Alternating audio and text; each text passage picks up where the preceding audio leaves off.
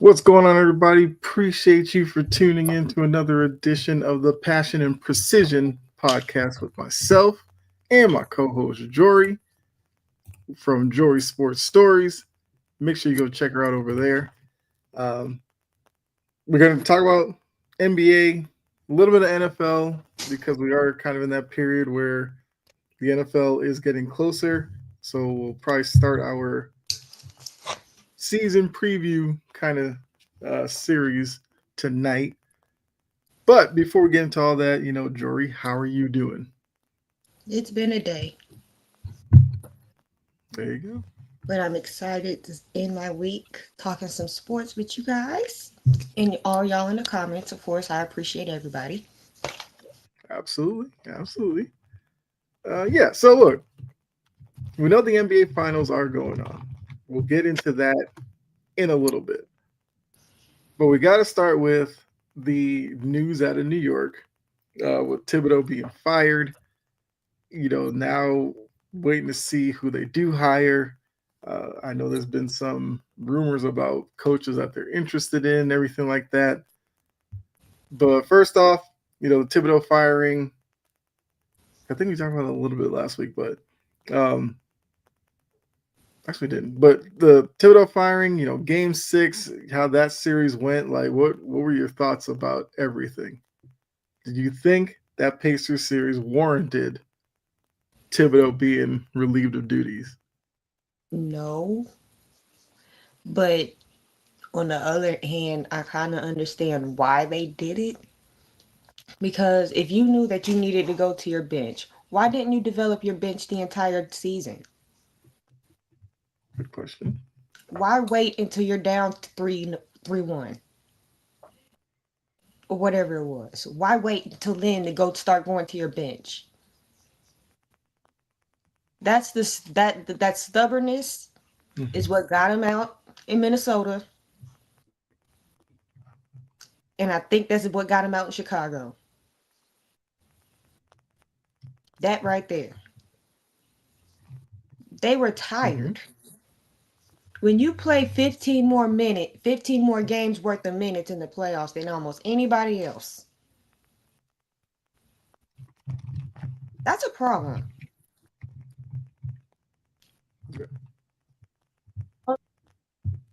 Yeah. That because that's a last name that's about to start making people mad. Um,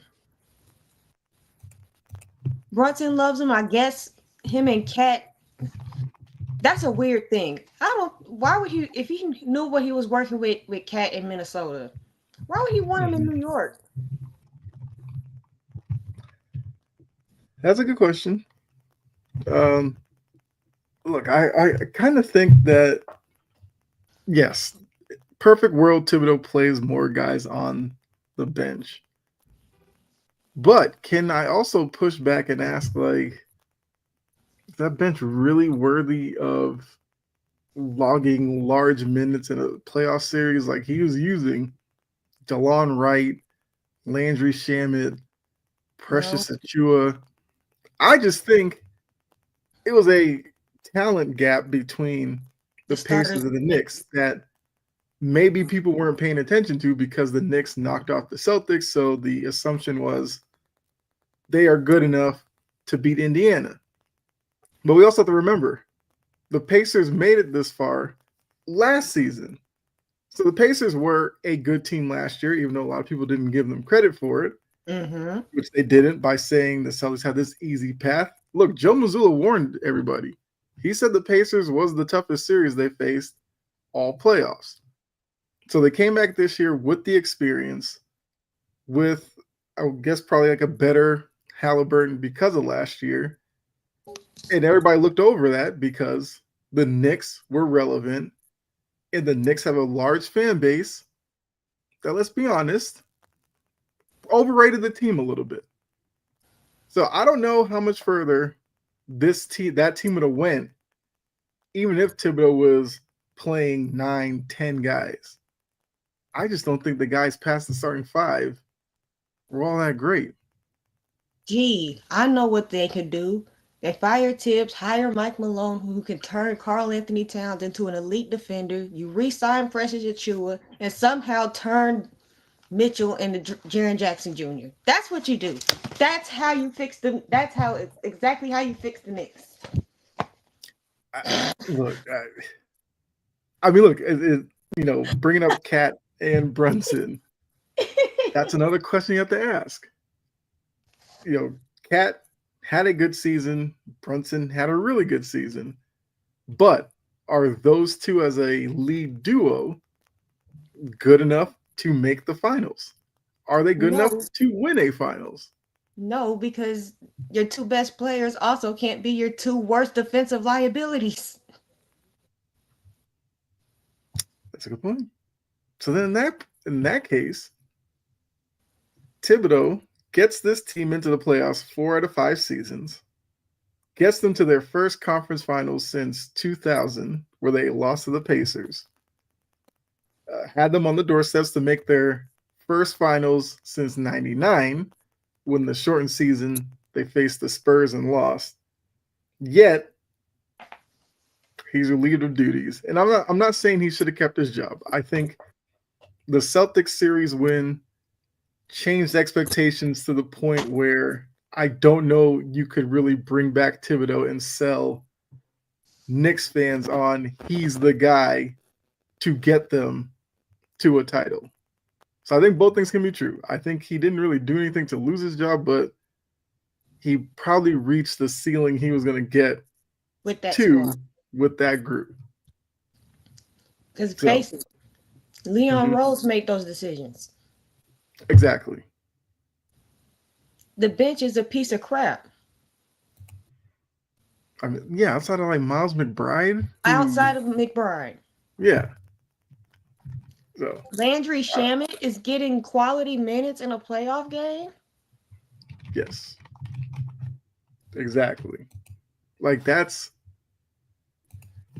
where I'm like, I think Thibodeau's in a tough situation where him making the playoffs 4 of the 5 years worked against him because now it's looked at as he got as far as he could. So get him out, bring somebody in who can now take the group over the finish line. The whole Mark Jackson, Steve Kerr thing. That's what the Knicks are looking for. What if they Now don't the like next him? part is find your Steve Kerr. What if they don't like him? We've seen that happen too. That's a risk they're about to run That just because happened not that long exactly, ago. yeah. But it's like that's the risk that they're going to run into with a team that up against the apron may not have a lot of wiggle room in terms of changing the roster. But now you're going to think a new coach is going to come in. Like I said, unless you do anything drastic and take this same group further than probably they could actually go. It's a hefty challenge. In a city like New York, which you got to remember, New York now, last couple of seasons, this Knicks team fell short. Yankees fell short last season. Jets were a mess. Giants are a mess. The Rangers, the Islanders, like New York is begging for a title from one of their major teams. And I don't know, are the Knicks the closest? Maybe. Because obviously you can't count Buffalo because Buffalo is in New York, but that's not the New York market. So that's the pressure the next Knicks coach is under. Good luck with that. And then you got to deal with Screaming A. Smith. Yeah. And the other celebrities, Chalamet's and Ben Stiller and Tracy Morgan, who are there every game. So yeah, I mean, look, Vegas has put out odds on who they think will be the next guy. I don't know. I know you put um, in Discord earlier about some guys that they're looking at. They're looking at Also, Jason Kidd. the Why link is would in Jason the. Kidd I'm about to say the link's in leave? the chat to our Discord and our blog, so make sure you go check that out. But go ahead. I'm like, I was on scrolling on ESPN, reading my little article, seeing what's going on, and I see an article. They're gonna like they're actively looking at Jason Kidd. I'm like, so you just gonna poach your coach? Well, How did that work? because I think it was last year where people started questioning how long Kidd might be in Dallas, and then the Luca They trade are people about to thought, get Cooper Flag. He's gonna stay. hey, look, Nico could wake up tomorrow and fire Kidd because he thinks he might get Dirk to coach. I don't know what's going on in Nico's head and in that organization's head, I should say. But yeah, I would like to think Kidd should be safe in Dallas. But if they're looking at Kidd, why stop there? Like, I don't know, reach for I don't know who's a top coach in the league right now. Look, go get Ty Lue then. If you're gonna just try to poach coaches, go get Ty Lue. Go get Quinn Snyder. I bet he'd rather be in New York anyway. I mean, yes, because Quinn Snyder is not going to last long as Trae Young's here. Trae Young has He's a coach killer. gotten coaches fired, so Quinn Snyder is probably on the clock already. Sorry, Hawks fans. It's time to admit Trae Young is the problem. Well, And he's the coach killer. I Why think you more keep Hawks fans are LeBron on board with James that than around? before. And they're quality, they're good pieces. Mm-hmm. And it never works. Yeah. It never works. What are we gonna do? What are y'all gonna do? Keep getting in the play in and then being a first round gentleman sweep? Yep. Keep doing that, you're gonna keep settling for mediocrity. Mm-hmm. The Hawks front office pisses me off. You've had so much talent run through that organization, and you've done nothing with it. Yep.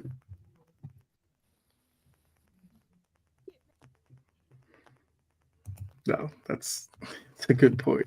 Uh, so yeah, look, the Knicks. I guess we'll add that to the NBA offseason of drama and cinema. Who do the Knicks decide to be their next coach? We know Phoenix went the Cleveland route. They took what was it, Jordan Ott. Do Don't the give a Knicks rookie follow head coach suit? that squad. You're Hmm? gonna sell this. Do not give a rookie head coach that squad. I think you can if let's see, how do we put this? Like if you're tearing it down, I don't mind you giving it to a rookie coach, but that also means you can't sit here and be unrealistic if you struggle the first couple of years and go, oh, gotta get somebody else. You got Jordan Knott, you might as well give him 4 or 5 years, see what it turns into, and then go from there. Because the Phoenix Suns this offseason should be harassing teams, trying to unload Kevin Durant, maybe Booker. Part of me thinks Booker, wants to just stay in Phoenix, but you gotta make drastic moves at this point. That Yeah, big 'cause- three that y'all tried to put together was a disaster. Even though we all knew it was gonna be, but they realized it's a disaster now. Fine. Fix your mess now. Go get a bunch of picks, which you don't have, which is mind-boggling that you stink with your big three, but you have 0 lottery picks to use. So how exactly are you supposed to get better? Kevin Durant's not getting any younger. and he don't want to be. Booker is now reaching that territory where he's older than you think. And Bradley Beal is Bradley Beal at this point. And mine is no trade clause. Who the hell is taking that contract on? Yep. For Exactly. what? I still don't know why Washington gave him that. He wasn't leading Washington anywhere either. Washington never goes anywhere. Yeah, exactly. Last time they did, it was 20 something years ago. Has it been that long? That sounds about right. I do remember like one. Was Did it? they make a conference finals one year? I don't know, but I the just Washington, read something about it. That's why I know it. I was yeah, a top. So it was either 2000. It was early 2000s. yeah, I yeah, want to say 2002, but I'm not the basketball encyclopedia. right, yeah, I don't want to be wrong. yeah,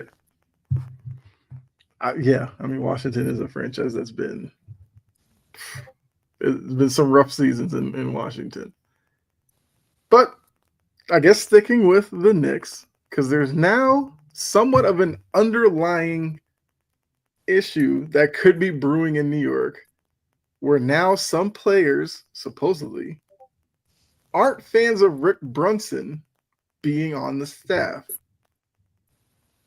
And oddly enough, some Vegas people had Rick Brunson on the list of potential candidates for the job. Well, Boy, based off of that story, he has 0% chance of getting that job. If you were a player on that team, would Rick Brunson's presence be an issue, knowing that Jalen Brunson is your best player on the team? if he does it, if he has an actual job, which he does, and he Mm-hmm. does it well, I don't give a damn what he is. Yeah, and that's the way it should be. I would like to know But what Brunson's done that these players don't like him being there. they might give him favoritism. I mean, New York gives Brunson favoritism. Like, hear them talk ball, you would think Jalen Brunson was Michael Jordan. top 5 player of all time already. So he gets preferential treatment anyway. So if he's getting it from his dad on the staff, like, okay. He probably got, well, I don't know if Thibodeau gave it. Well, yeah, Thibodeau probably coached everybody the same, but I don't know. I'm a Celtics fan, so I'm Knicks trying to. turmoil, I don't care. It's good times for me. Hold on one second. Mm-hmm. Yeah. So, appreciate those of you that are tuned in. As you can see at the bottom, like, share, tag, followers would greatly help. Also, join the conversation. Jump in the comments. Let us know what you feel about the Knicks situation. You agree with the Thibodeau firing? Who do you want them to go out and replace him with? Love to hear from you. But yeah, the Knicks. The Knicks always make headlines for some drama. Resign Precious Achua. Look, I mean, if the Knicks know what they're doing, they probably just let all their free agents walk at this point. Like Campaign, you can find another backup. Precious Achua, you can find another backup front court guy who brings energy, I guess is what he does. You can get that in the draft. I mean, Precious Achua is another one of those Heat players that, because of Heat culture, way overvalued by the NBA. He's not that good. And he also was one of those that got out of Miami and stunk it up. Please That's what take they all do. Davidson back. Him, Struess, after his antics in the playoffs, talking about he's going to be blah, blah, blah, and then he goes like 0 for 15. Gabe Vincent, Kendrick Nunn. Like, what have these guys done outside of Miami? Thunder going to be... What's going on, Kerm? I figured you'd come through. Thunder are going to be fine, not too Take Gabe worried. Vincent back. I don't want to. Well, if those reports about Bronny being part of the rotation, what do you need Gabe Vincent for at that point? Exactly. FML. Please. I've got to see how that goes. Bronny as a regular member of the rotation. Look, maybe he's ready for it. I don't know.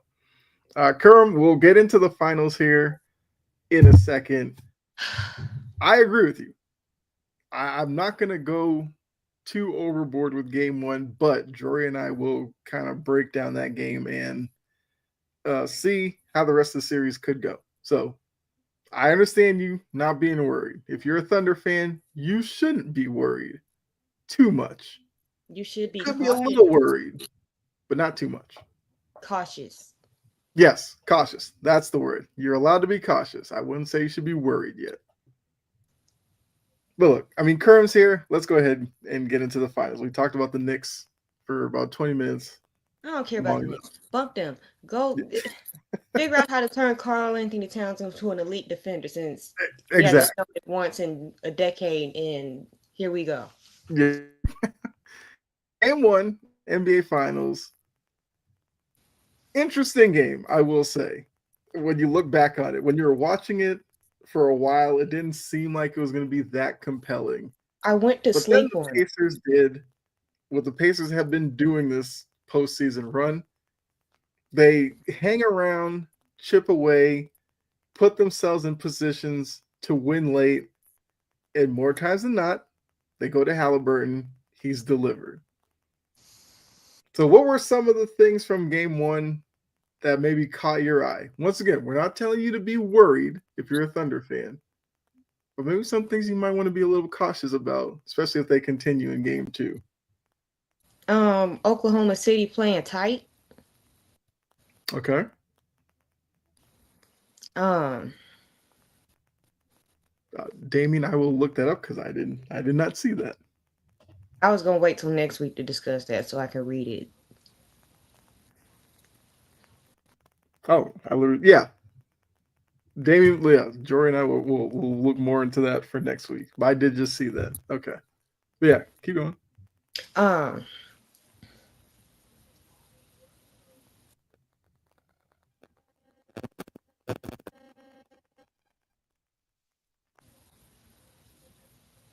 and first of all, looking at that starting rotation, Mm-hmm. what? You haven't started what's his face all damn year. Oh yeah, Case and Wallace. I don't even see all year. You haven't. Why change it now? Mm-hmm. Like, why now? That didn't make any sense. And then they started playing tight, which allowed Indiana to get back into the league. Yes, Case and Wallace started, I think, 43 games. I don't think he had started any playoff games, I don't believe. That's what I meant. Yeah. Which, Kerm, you could double check me on that one. I don't think he actually I started don't a think he playoff game. started any playoff games. Yeah. Why now? I guess matchup specific. I mean, I don't necessarily hate that. Now, Kerm's point about the turnovers was like the number one point I got from the game. Yep. The Thunder are a team that you're not supposed to turn the ball over against because they're They so get good out in transition. And the fact that the Pacers had 24, I think it was 25 turnovers by the end of the game. they had 19 at the half. I'm like, Yeah, the Pacers were better with the ball in the second half. The first half, it was like every dribble drive was a turnover because Caruso's getting his hand in there or SGA or somebody was knocking the ball away. And then the Thunder were going back the other way, but they weren't converting a lot. So yeah, if you're to force 24 turnovers and only score 11 for a team that likes to get out and run, that is a problem. I think a number like that you should be cautious about, but not worried because you figured they would be better with the same opportunities in game two as opposed to game one. So, yeah, that number really stuck out to me because you commit 24 turnovers, you normally lose by like 20, 25 points.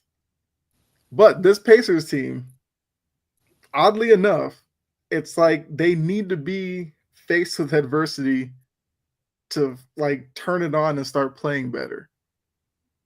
they need for it to be the fourth quarter. Yeah. That's I'm kind of like, been first the of theme all, of these can you play like playoffs. the fourth quarter, at least two out of the three other quarters?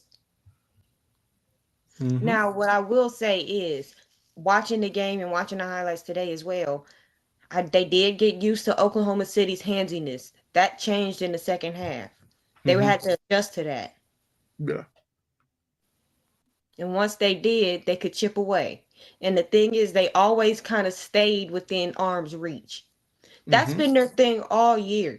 Yeah. Stay within arm's reach, and then in the fourth quarter, here we go. Yeah.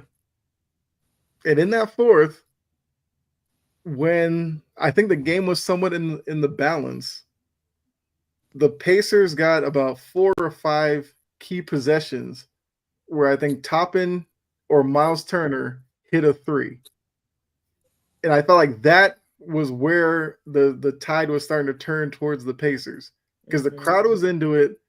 It seemed like the Thunder were ready to go on one of those little mini runs to close out teams, but the Pacers kept hitting threes and kind of killing the momentum. Yep. And I felt like that's where, like, if those shots don't go down, obviously they lose the game. But I feel like that gave them confidence in their ability to come back on the Thunder. And Kareem, Kerm you're points absolutely out, correct. yeah, Chet, Kerm says defense was fine. It was the offense. I can agree. I mean, they only shot 39% from the field. That's Mhm. that's not Thunder basketball. Daniel says, looks like I'm almost right with my predictions. I mean, I predicted Thunder in 6, so we're probably on the road to that. I wouldn't hate seeing the Pacers win it. I feel like some NBA fans are ready for the Pacers to win and then like act like it's some neglected title, but we'll get there when we get there. Jalen Williams and Chet got to be better. I Absolutely. I thought Chet, Chet started off well, and I thought we were in for like a big Chet game, and then he still bottomed out at 6 points and what, 6 rebounds? yeah, You yeah, cannot double single in the finals. hmm and Jalen Williams had been coming off a few strong performances in the last round, so yeah, he's going to be looked at as a guy who's going to need to step up. Because I think the crazy thing is the Thunder plan was an effective plan. They like blitzed Halliburton every time they inbounded the ball. Halliburton gave it away, and then it was hard for Halliburton to get the ball back. I Your think son that's a won a game. smart game plan. They got to convert turnovers. They got to shoot better. Your son won a game. I know. I'm so proud of them. They're growing up. Yeah, they beat the dream. I was watching that game. But yeah, I look second win. Watch out. But yeah, Chet, Jalen Williams will definitely have to be better. Um, the defensive plan was a good plan. The same way I could say the Pacers plan wasn't terrible. They just It was didn't take they care of just the had damn terrible ball ball. security. Yeah. I'm And they like, also can't let some of these guys get these dribble drives directly to the front of the rim. And the offensive rebounder from the Pacers, I'm gonna need them to tighten up on that as well. hmm So, absolutely. But I I do mean, like yeah, go ahead. Go ahead. their, I do like the strategy of SGA is gonna get his. Mm-hmm. Attack everybody else. Yeah. Get everybody else. I like Yep. that strategy. That Yep. doesn't mean you be lax with SGA. You just make it hard for him to facilitate. Mm-hmm. Yeah. I mean, look, you got 15 out of Lou Dort, and he hit 5 3-pointers. That's a game you got to win. Because I don't Hmm. know if Lou Dort has another game like that in He's him not gonna in do it this again for series. another 2 seasons. Yeah. Jalen Williams did have 17. He needed 19 shots to get 17 points, so that's where he could be better. He was only 1 for 4 from three. But like you said, Chet, 6 and 6. No, no, you can't. No, No, that's not acceptable. Case and Wallace only had 6, but that's, I mean, whatever. Hartenstein gave you 9 and 9 off the bench. You can live with that. And Caruso, 11 and 6 was your best bench player. So Curran is right. You know, Jalen Williams, you need to be more efficient, and Chet's got to be more impactful if the Thunder are hmm going to win the series. I think I had some other notes from the game. yeah, Siakam. Siakam late had a sequence that definitely helped the Pacers come back in this one Mm-hmm. because SGA broke down his defender, got to the rim. Siakam blocked his shot. The Pacers went back in transition. The Thunder got back in defense, and we got into their half court set. Wasn't actually a good set from the Pacers. It led to a Nemhard step back three that he airballed, but Siakam was there to get the offensive rebound and put it in before the shot clock violation. I thought that right there was a big thing for the Pacers as well uh, in this, and I think that's kind of what Siakam's been. Like, is he their best player? No, but he seems to be the guy that's always there when you need him to do something. Mm-hmm. Whether it's a key bucket on a post up or just like that, again, an offensive board, something like that. That's what Siakam's been for this Pacers team this season. Because he had 19 and 10. You'll take that. Neesmith had 10 and 12. Neesmith has become very important on the boards. Mm-hmm. Miles Turner 15 and 9. Halliburton 14, 10 and 6. Like, if you hold Halliburton to that, you got to win that game. Because there's a good chance Halliburton's going to put up better numbers His shots are throughout the gonna rest of the fall series. next game. Mm-hmm. Yeah. And then They weren't Nemhard falling. 14, 4 and 6. He was Toppin shooting was them. 17 off the bench. I'm like, he was shooting them. They just weren't falling. Mm-hmm. They will start falling. Yeah. That's why And I'm like, then I'm not really worried about OKC because I know they know that J Dub knows he needs to play better. yeah. And I'm pretty sure Chet walking around with his pants hang. Why? Why? Yeah. Yeah. Yeah. I mean, look, if you're a Thunder fan, you want to look at game one as maybe the Thunder heard a lot about how they were going to be dominant in this series and end in a sweep, maybe 5. They were feeling themselves a little bit, and this was a wake up call to them. And you hope to see game 2, the Thunder team. That was the best team in the league all season. If you get that version of the Thunder, you win game 2. If you get a repeat performance of this where guys are searching for their offense and you're going to shoot 40% from the field against this Pacers team, you might be in trouble. And if you go down 0-2, mind you, Going this into Indy is going to be a madhouse. yes, and this Pacers team has gone into everybody's house and beat them twice all season. This game 2 is definitely on the line. Mm-hmm. Pacers are known for doing this. Mm-hmm. I feel like the Thunder will be fine, but they need to be cautious here. Yes. Like a quick start to game 2.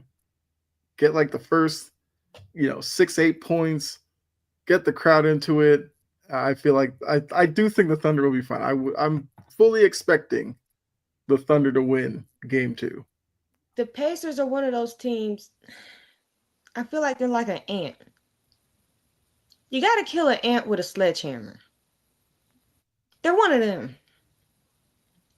Ants are surprisingly resilient. Exactly. Yeah.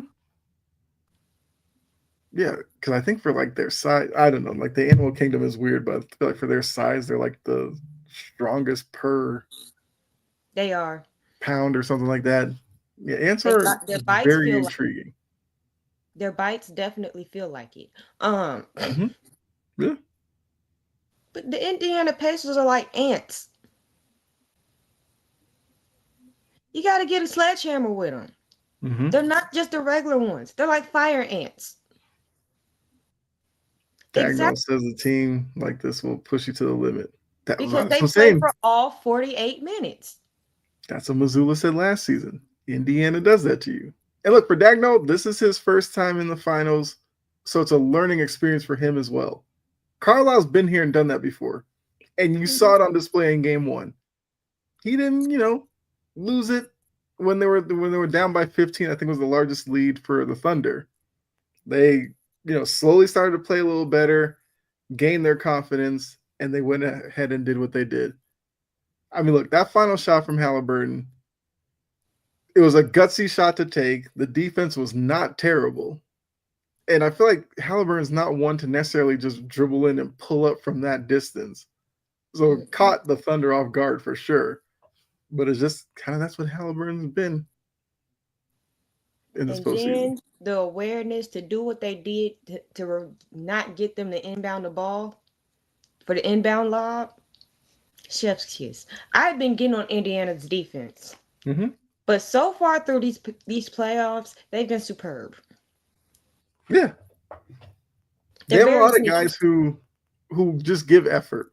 Like Neesmith is strictly an effort guy. He gets undisciplined a lot, but he gives effort, maximum effort. Siakam gives effort. Halliburton is not a good defender. He tries. And I think Halliburton probably, if he really committed to it, he probably should be a good defender on lead guards. He's bigger than them and he's longer. I don't understand how he doesn't necessarily just keep guys in front of him, but he is definitely better at it than some other point guards in the league. Luka.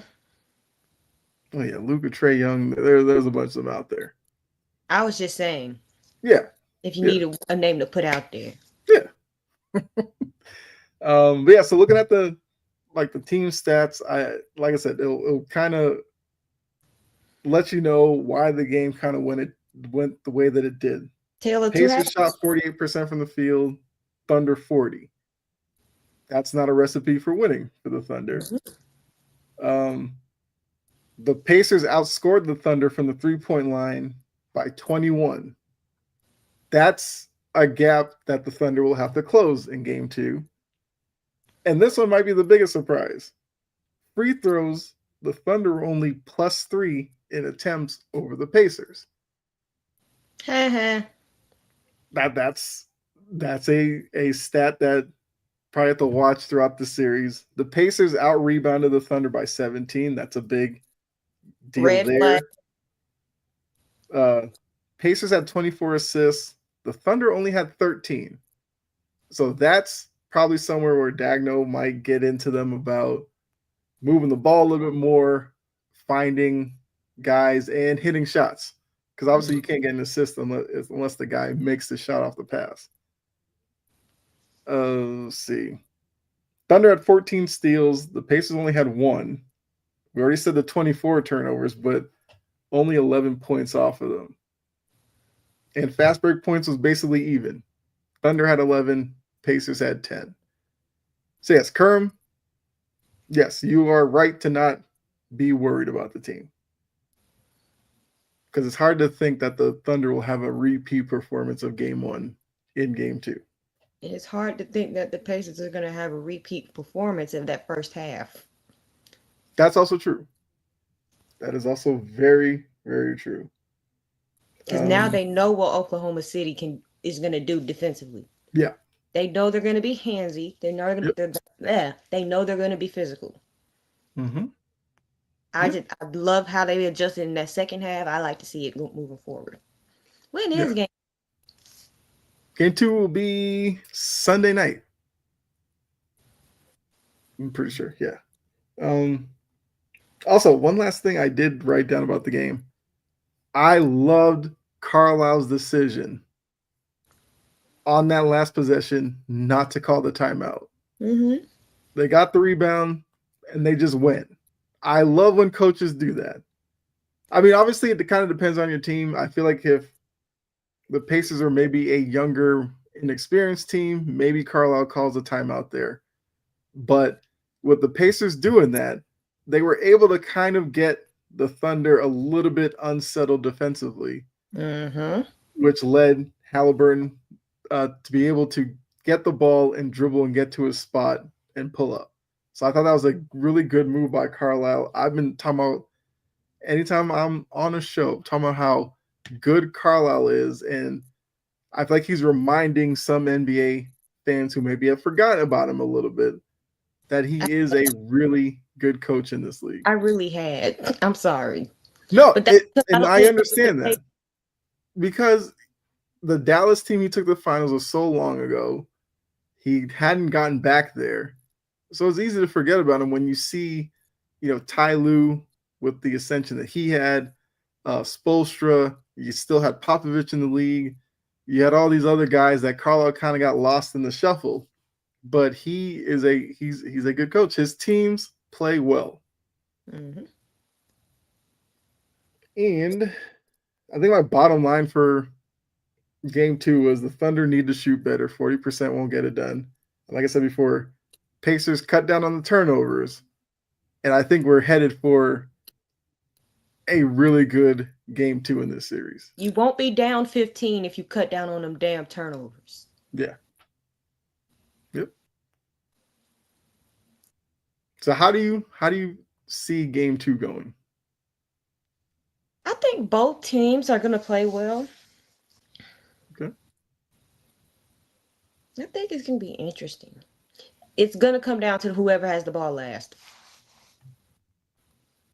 I'm here for it. I would sign up for Now, if 6, 7 Oklahoma games of State that. decides to come out swinging and keep their foot on the gas, Mm-hmm. the Pacers could get boat raced. Okay.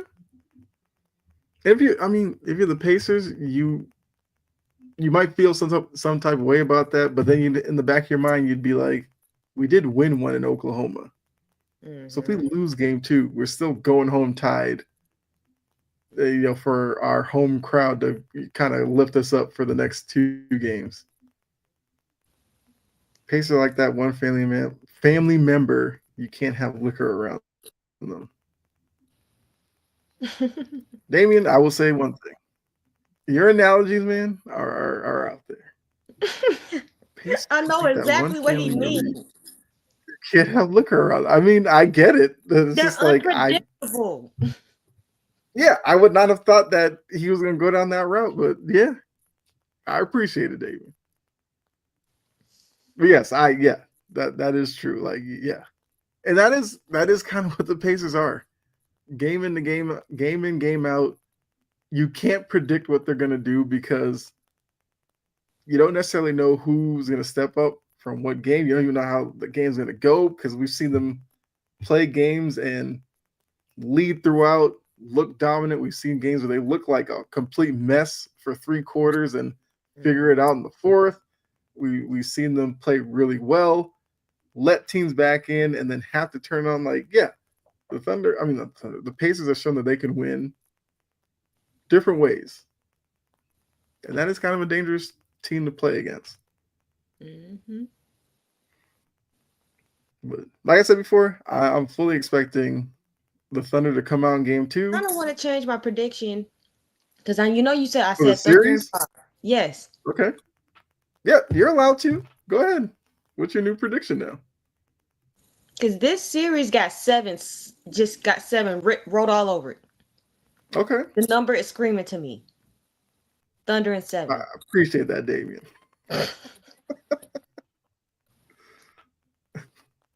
So you have it going 7 now. I wouldn't hate that. I look when the conference finals started, I said if the Thunder win in the West, you want the Pacers to win the East. Thunder Knicks would not have lived That's up not to competitive. would not have lived up to a final series. Thunder They Pacers, would have yes. they would have destroyed Cat. Yeah. Like if the Wolves made it, you would want Wolves Knicks because those two teams are kind of similar. So that would have been a better Matt. matchup. Yeah. So this is the matchup you should have been rooting for out of the final 4 teams.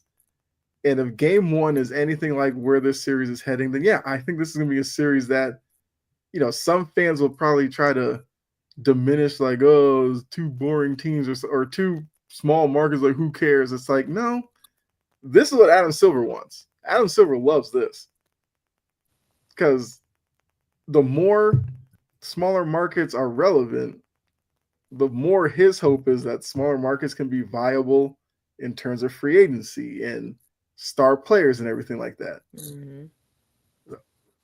So Adam Silver is loving this. Okay. So you have it going 7. Are you still sticking with Thunder in 7 at this point then? Mm. I can't change it. I'm not going to change it after game 2. Okay. I mean, I would Because stick with Thunder in I 6. know how I think, and if the Mm-hmm. Pacers find a way to steal both in Oklahoma City, I'm gonna want to change my answer. Well, yeah, because at that point, all look as much pressure as was on the Thunder going into the series as the best team. You go down 0-2, that pressure just goes up like 1,000%. And the Pacers will be playing free and easy. Yeah, that would be interesting to see.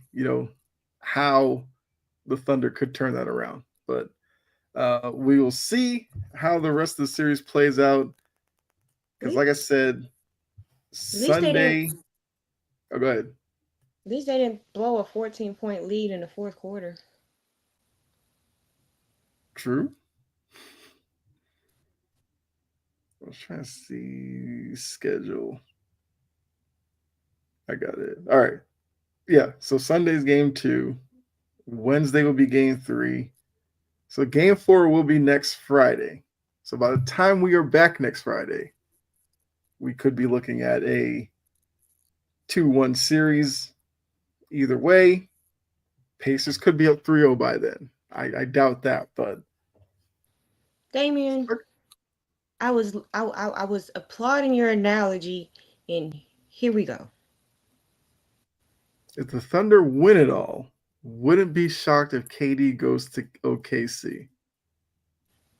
Pushback would be, if the Thunder win it all, why would they want to upset things and bring in KD? Right, I and think for your analogy, you want the Thunder to lose in a grand fashion. you want them to Then get the pressure swept. will be to go get KD. You would want them to get swept. Yeah. Or if it's like 5 games and like the one game just looks like a blip on the radar, and in the grand scheme, the Pacers were just outclass you in the 4 win Like what season. Minnesota looked like. Yes. If this series looks like that, then yeah. The minute the series ends, everybody's gonna be like, pick up the phone, call Phoenix, give up whatever you have to get KD back to Oklahoma. And the thing is, what? No, because he wants to get No, out. The only person that I got think a there's no only two trade players. clause There's only 2 players with a no trade clause. It's LeBron and and Bradley Beal. Bill. Yeah. And the tier level of player of drop off. Mm-hmm. I'm like, you go from LeBron having a no trade clause, that part I get, to Mm-hmm. Bradley Beal. Yep. That's why, when the Wizards gave him that no trade contract thing, that's why nobody else has gotten one. Yeah. Yeah, I just double checked. Yeah, LeBron and Bradley Beal are still the only ones to have a no trade. Yeah, but what would It Oklahoma is City have crazy to to think give that those up? are the two. Yeah. Oklahoma City would have to at least give Phoenix some of them picks back. Yes. And that If should be Phoenix's motivation in trading Kevin Durant. They're they're not good enough. Only way they're gonna get better, draft capital. So if they don't have any, they gotta get some somewhere. Now I don't know how much Kevin Durant gives you back. Maybe a pick or two. if Mikal Bridges gives you 5 first-round picks, what is Kevin Durant old ass gonna get you? Yeah, but I think Bridges, I think Gobert, I think teams are gonna be wary against deals like that. Because look how much pressure is put on Gobert, knowing that 5 picks were given up for him. And you And got him the trying to amount of be scrutiny he goes Michael through Jordan because in of the that. middle of games, and then Mm-hmm. you have Rudy but Gobert trying to be Michael Jordan in the middle of games, and it fails Mm-hmm. spectacularly. Yep. Rudy is hilarious. I'm like, you are such an unserious player. Like you Yeah, literally, I bet I'm thinking that Tom and Jerry must run through his head when he running on the court. Like what? yeah. He, it's like he blacks out and just does stuff and then comes back to and just is like, all right, I guess Mm. I'll just run down the other end of the floor. It's like, did you not know what you just did? Like, And every once in a while, he gets lucky, mm-hmm. like that. He Was carved like my that Lakers deep up. turnaround he made. Yes, that little stupid turnaround he made on Jokic. It was Mm-hmm. that one. That Yeah. was the one. I'm like, the fuck? What? Suns are in a I'm like, rebuild. Add KD and Booker in that trade. In my opinion, Booker deserves better than the Suns. Kerm, I agree with you. KD, I don't understand giving up what they would have to get KD. I agree. I don't think that's a spot for him. didn't Sam Presti come from his name is familiar. Presti, Presti. Let me see. He wasn't always in Oklahoma. I'm trying to think where he was I before. know he wasn't always in. Was he in Philly? He was in one of those upper state organizations. Yeah, Joey's right. Well, what's she right about?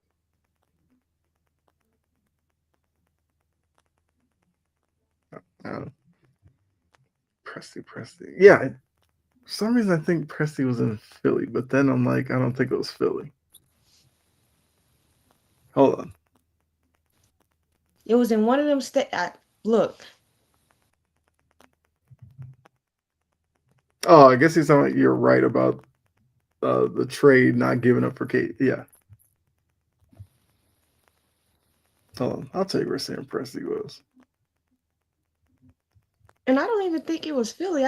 He was somewhere on the East Coast. Mm-hmm. That name is so familiar. He was not always in Oklahoma City, but he's done a great job building that team. He's not going for that. And back to French fry. He was in San Antonio. Yeah. Makes sense. Because San Antonio was so well run. There we go. Anyway, back to French fry inconsistent Yep. ass. He pisses me off. He does knuckleheaded stuff and then turns around and hits a fadeaway on Joker. Hey, Or he does sometimes. some knucklehead bonehead trash and then Mm-hmm. turns around and carves my Lakers up for 34 points. And that will never happen again in his career. He's Mm-hmm. not going to score more than he's not going to do that again. Probably not. That's the oddities of sports. The Lakers season ended with a 34-piece nugget from Rudy Gobert. Mm-hmm. I'm not over it. That's a really tough pill to swallow. Yeah. I'm like, Okay, so Damon's saying Katie Oklahoma City would be kind of like his retirement, going back to where he um, was drafted. You could also argue, why? What if Katie went home? He's a Baltimore kid. Go play in Washington for a year. He'd probably be miserable there, but he'd you be know, screaming he'd be winning out by November. or he may not. He could go there, burner account it up in Washington, and people would probably love him for it. Presley was a 16-year-old Celtics fan and he studied basketball in the 90s. Okay. I don't know why I kind of knew that little nugget that he liked the like he liked the Celtics. I knew that nugget. That's I was Yeah, thinking Celtics. I mean, But then I think I realized I got Sam Cassell and Sam Presti kind of messed up. Cassell's a name to watch in the coaching circles. Dame, not like your Bulls who don't have a direction. Oh well, there we go. The first We shot got, fired in the comment section. I we love got it. infight. What's up, Trajan? Um, just talking finals. Thunder, Pacers. You already know. Then we got to French fry. Katie to Washington now, that would be hilarious. It would be. Like it's always interesting. Like I'll sit there and look at because like every year somebody will put some post about players played where they were like from what those teams would look like, and like Washington has would have a Can you decent team. imagine Anthony Edwards being a Hawk Yeah, he's an Atlanta or kid. Jalen Brown? Jalen Brown's an Atlanta kid. Yeah. Why can't the Pacers just lose? I think as I said earlier, They we have might have Carlisle. underestimated the Pacers of last season. If we Mhm. took the Pacers of last season more seriously, then we would have looked at this year and been like, oh, okay. It's just the natural progression of that team. But because of it, we were shocked by last season and then kind of surprised by this season. The infighting in the comment section is hilarious right Yeah. Well, we'll leave that up to them. Dang, we should see what Shoddy has to offer. I, good luck with that one. Good luck with that. That's all I'm gonna Yeah. say with that. But look, the comments are talking NFL. Why don't we go ahead and jump over to the NFL, where I was around on ESPN, saw they did an article about worst to first, which is a thing um, in the NFL because of all the parity that you could be worse than Division 1 year, win the division the next season. So we're gonna look. Actually, I probably should have looked at this before to see which teams did it last season, went worst to first. Off the top of my head, did the Rams do it? I'm wondering. But I'll look at that while we're talking about this. But hold on. Trading says Oklahoma City loses may be one of the biggest upsets of all time, according to the odds. Yes, Vegas had a heavy line on the Thunder winning this one to the point where I think the best odds were the Thunder in 5, and the second best odds were Thunder sweep. So yeah, if they lose this, that's going to be a big deal.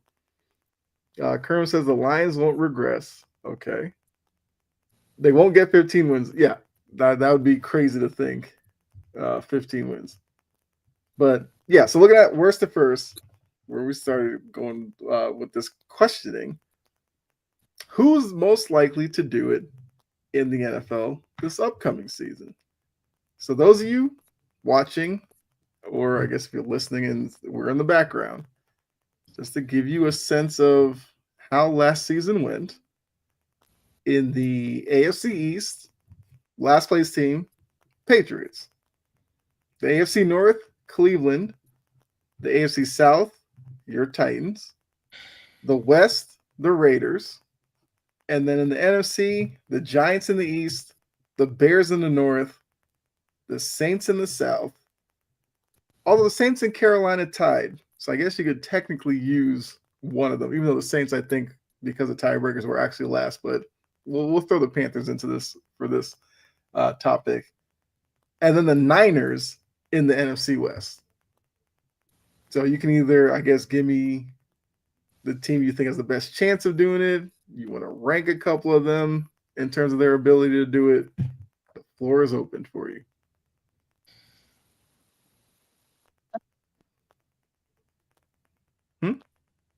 Not doing it. Okay. If you want to The eliminate, Raiders, knock that out. okay. I think they'll be a better team. They just have 3 incredibly well coached teams in their division.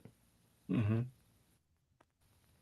It's gonna take I think it's gonna take a season or two for old Pete to get his gig back.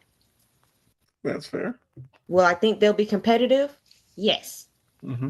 Worst to first? Absolutely not. Okay. They play in a division with the Chiefs. That's enough. Mm-hmm. Uh, the Giants. Quarterback. I think it's gonna be Russ to start the season. They're definitely not going worse the first. Okay. Hold on one second.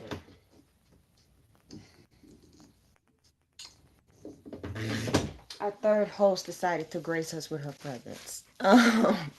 Oh yeah, of course. No, they're not going worse the first, so we can let the Giants come out because Okay. depending on what Dallas looks like,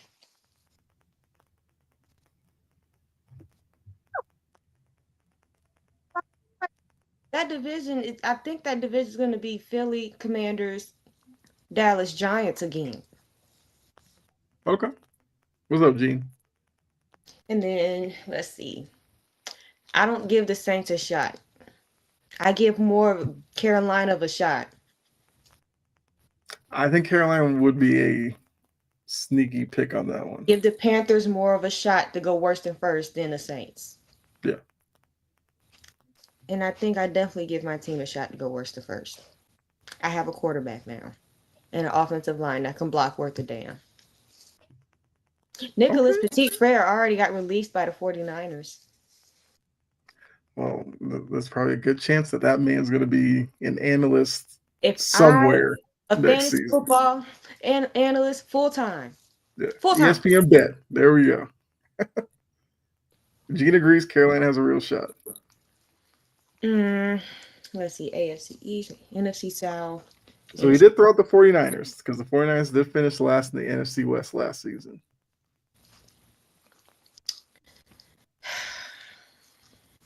I don't know what that offensive line is going to look like. That's fair. You keep Brock Purdy upright, and he can give you. You know what he can do. Mm-hmm. Because the Rams NFC, look really Panthers, good. Bears, Seahawks, Titans, Patriots, Jets. Wait a minute. How do you have the Patriots and the Jets?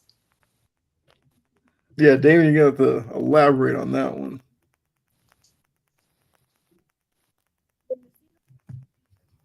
But, all right, keep going.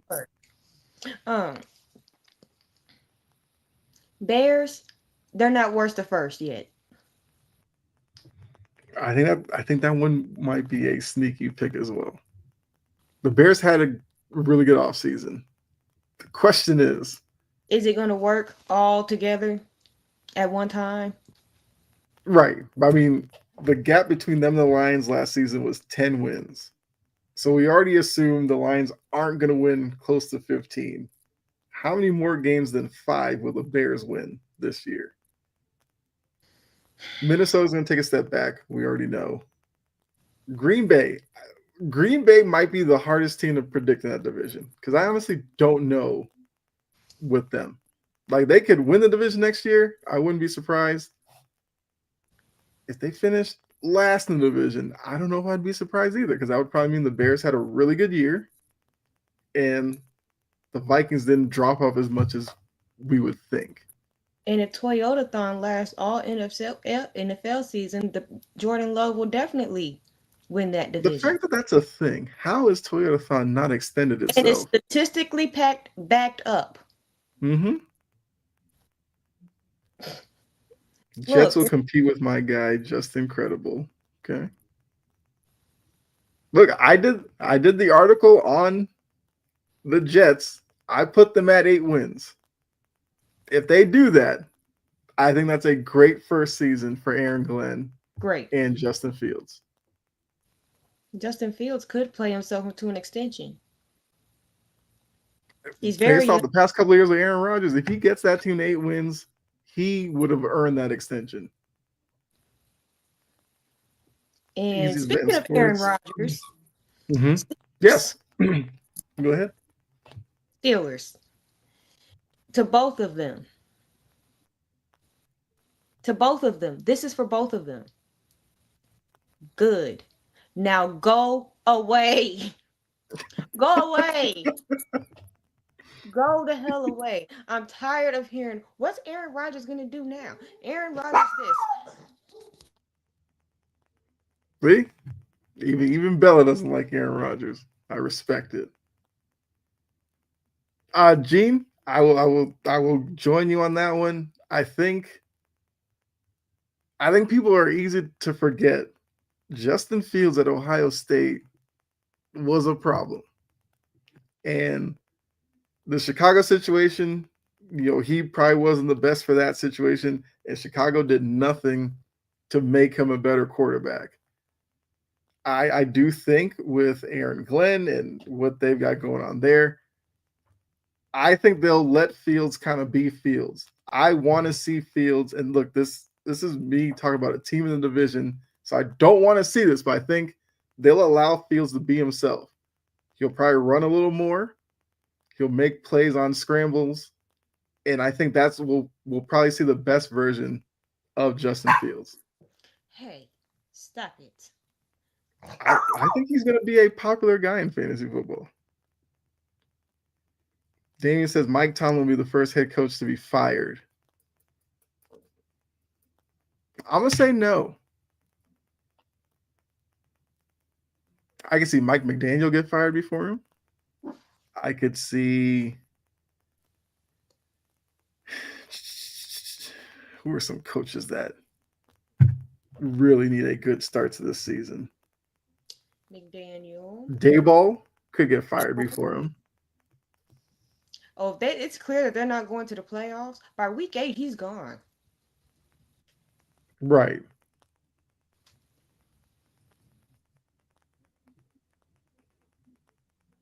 Yeah, I'd probably say McDaniel or Dayball probably get fired before Tomlin. I'm sorry. Bella clearly doesn't like Aaron Rodgers. That was the delivery man. Of course, she's gonna bark.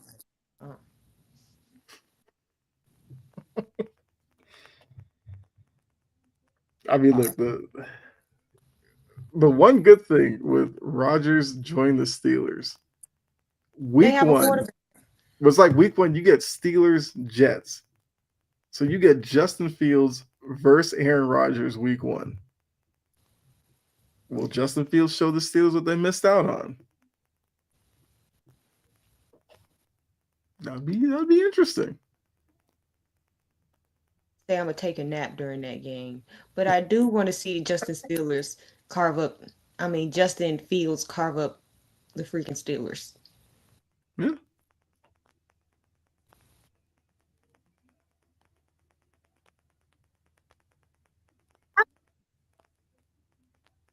Because as far as I'm hearing from training camp, Cam is fine. He's learning. He's a football junkie. You have to kick him out. Yeah. The receiver room is going to be very interesting. Mm-hmm. Colin Cowherd loves Cam Ward. He's all over the Titans this year. And the thing is, I don't like Cowherd. So how do I feel about that for real? Good point. I mean, look, the South, I think in the AFC and the NFC, the South divisions are once again winnable. Divisions that could be up in the air. I think it'd be easy to pencil in the Texans to win the division again, but you got to remember, they've had a lot of turnover on the offensive line. They fired their offensive coordinator. Yep. Tank Dell is going to miss time, obviously. Mm-hmm. Wasn't Nico Collins banged up at the end of last season? Just incredible. I mean, that's a name that would take off in New York if he gets off to a good start. Saints won't be great. Well, yeah, because they don't have a quarterback. Yeah, Saints got to figure out the quarterback position. Like, you draft Tyler Shuck, who's like 35 years old. Jake Hayner had something to say. I'm like, first of all, homeboy, you're more of a model than a quarterback. Cut that crap out. But, I mean, they did draft him. He had a point. He's probably wondering, does he get an opportunity there? Yeah. I'm like, you have a point, but you don't need to say anything. Look, that is a quarterback competition that It's I ugly. mean, it's not a great one, but at least that's a competition because you're not buying into Spencer Rattler. You're not going to buy into Tyler Shuck, who's a rookie, and Jake Hayner just hasn't been given an opportunity. And then they could turn around, put Taysom Hill back there. Next thing I know, Cam Jordan is gonna be back there throwing passes. Hey, run Alvin Kamara in the Wildcat. I don't know, do something. Panthers could be a little better, yes. Yeah, I give Yeah. the Panthers more of a shot to go worse to first than the Saints. Mm-hmm. Because I know that Baker can be very turnover prone. He can throw you in one and he can throw you out one. So there's Mm-hmm. that. The Falcons are gonna mess it up. It's not even training camp yet, and I'm already saying the Falcons are gonna find a way to mess it up. Well, the Falcons need to move Kirk out of the building. Kirk doesn't want to be there anymore. The team doesn't want him there anymore. Just find a partner Just for him. eat it and get rid of him. Yeah. Send his ass to what's a quarterback? Actually, what quarterback needy team is there? Uh, let's see. If if Tua goes down like he normally does, you want to trust Zach Wilson or Quinn Ewers in Miami. Well, Quinn Ewers, at least he's a rookie and it was pretty good in college, so he might be the option there. But the fact that Zach Wilson is the backup scares me. I mean, Cleveland's got 6 billion quarterbacks, but it Yeah, seems like Shador's just going to win the job because he's competent, I guess. Even though I think Joe Flacco starts the year for them, and then midway through they go to somebody. I wouldn't but doubt you doesn't don't Gabriel's see incompetent? Flacco, Gabriel, and Shador at some point. Like Cleveland may throw out 2-3 guys a game, just trying to piece it together. I would watch that clown show. Oh, I'm sure. Stefanski would probably pull his hair out. I would watch that clown show. If they carry this on into the regular season, I want them to. Yeah. I want to watch this clown show. Mm-hmm. And Question: it's what's going to happen with Hill and Ramsey? Are they going to stay in Miami or leave? I think they're gone. Miami is crumbling very quickly around McDaniel. Ramsey, it seems like they want him gone, so I'm assuming They want Ramsey's them. in the first to go.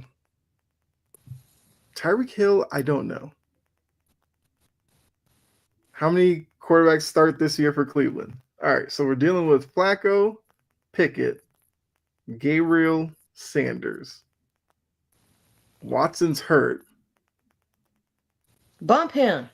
So out of those 4, how many start? I think Flacco starts the season. Mm-hmm.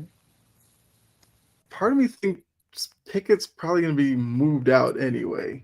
Yeah. I think 3 We'll of the say 4. Pickett doesn't start. I kind of think Shador probably outplays Gabriel in training camp, so Shador would be the next one to start. I actually think all 3. I think there will be a game like Shador maybe struggles, and they just throw Dylan Gabriel out there. Even though everybody in Cleveland's like, I don't see an NFL quarterback, but hey, they took him.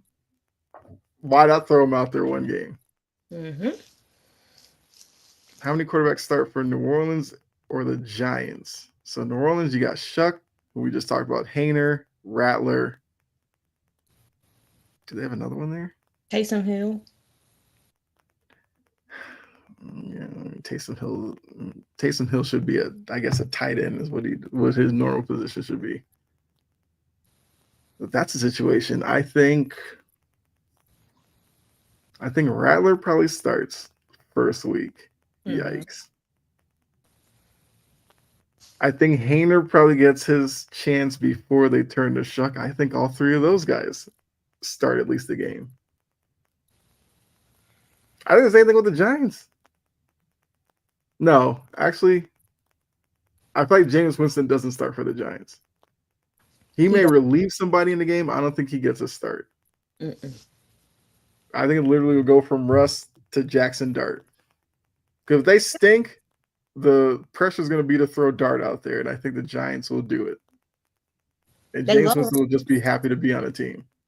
Mm-hmm. He is happy to be in New York. That man had the off season of his life.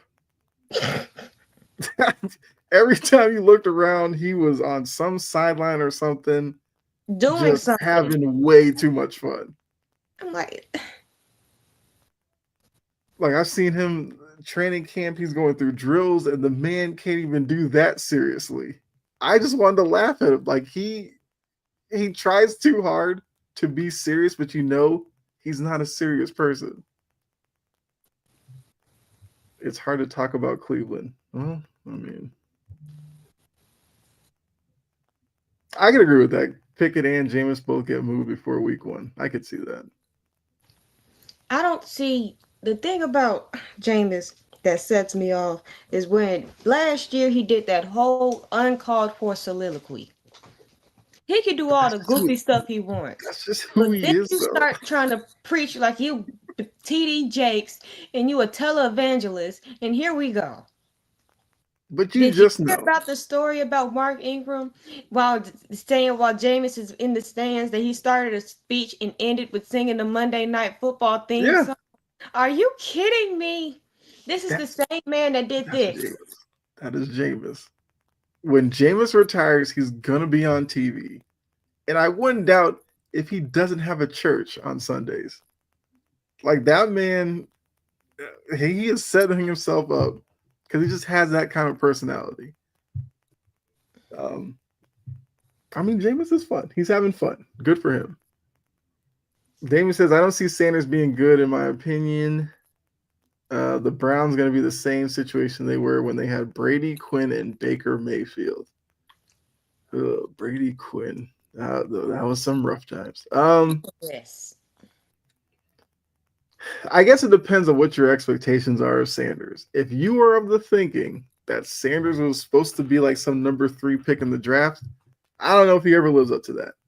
Mm-mm. If you think Shador was probably a second round pick that fell to the 5th because of some other uh, reasons, could he look like a second round pick, be effective, but maybe not good enough to win a Super Bowl?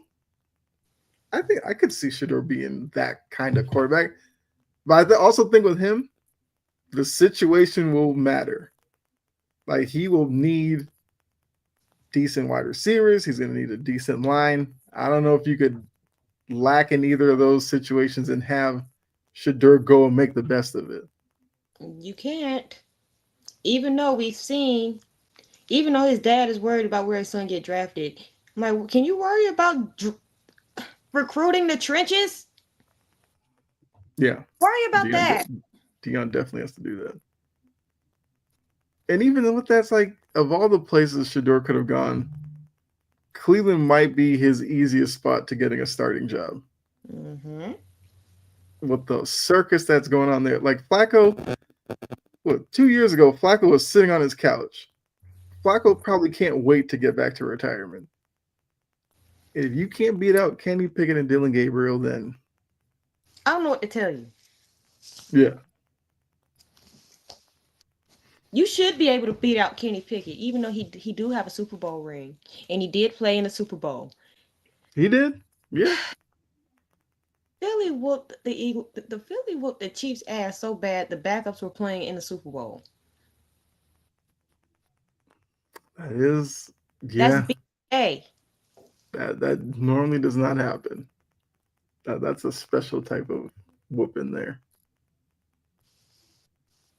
But yeah, I mean, look, we love the NFL talk in the chat. We do. Works the first thing because I know I didn't get to all the divisions. I forgot that's where we did start this conversation. AFC East. Do you need the teams again? Yes. All right. Actually, we'll break it up AFC to NFC. So AFC, Patriots, Browns, Titans, Raiders.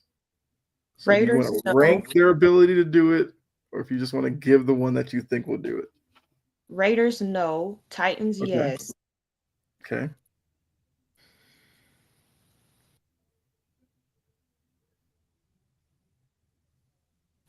And just be absolutely delusional and give the yes for Patriots because I know what a Vrabel led team does. That's fair. One thing they're very good at doing is whooping up on Buffalo. Those They're games will very good. be those games will be more competitive now. I agree with that.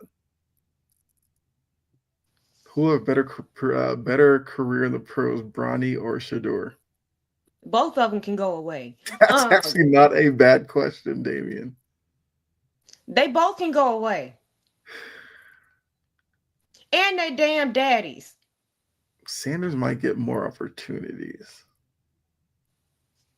No, remember Bronny's gonna be in the rotation next year. Will he be in the rotation the year after? Might be the question. I'll say Sanders. I'm not confident in it, but I'll say Sanders. Like what Schottenheimer is doing in Dallas, well, he might be one of the few trying to change the culture and that things I've never seen before. But they have a tough schedule. They do, yeah.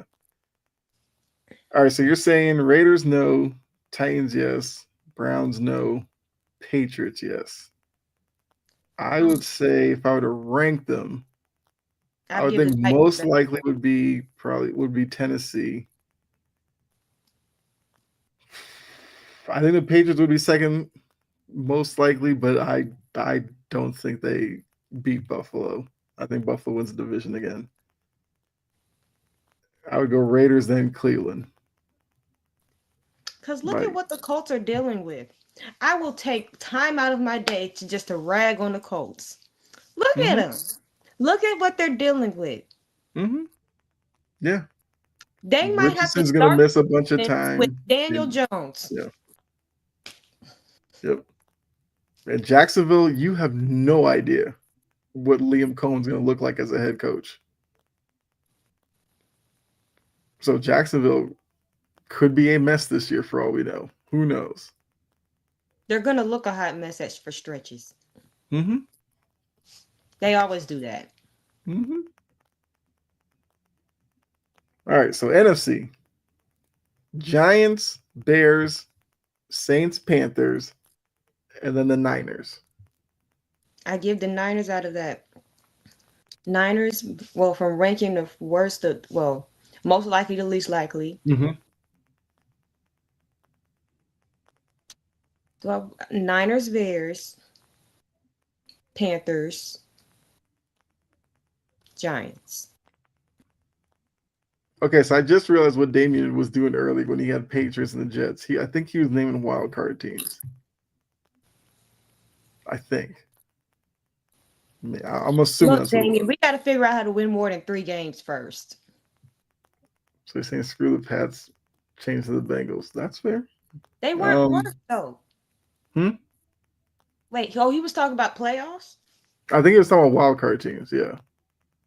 Give me a couple of weeks let me get into training camp so I can analyze. Yeah, we'll wait for like the show before the season starts to do our playoff teams and everything. Um, but I think I'll kind of agree with you. I'll go Niners best chance.